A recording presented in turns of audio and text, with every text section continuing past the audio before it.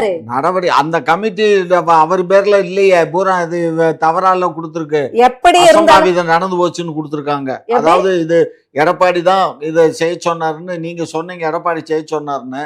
ஆனா அதுல அந்த அருணா ஜெகதீசன் கமிட்டி அறிக்கை வெளியில என்னவோ எடப்பாடி சுட சொல்றதுக்கு முன்னாடி என்கிட்ட சொல்லிட்டு செஞ்ச மாதிரி.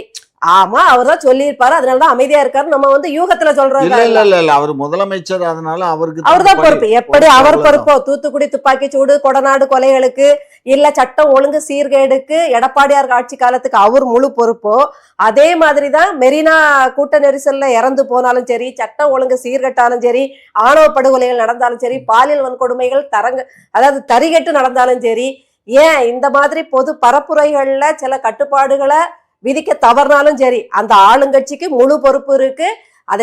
அதுக்கு காரணமானவர்களுக்கும் இல்ல நடவடிக்கை எடுத்துட்டு போங்க. நடவடிக்கை கொடநாடு கொலை வழக்கை விசாரிப்பேன்னு சொல்லி தானே தேர்தல் அறிக்கையை கொடுத்தாரு. அது என்னாச்சு இப்போ? வரும்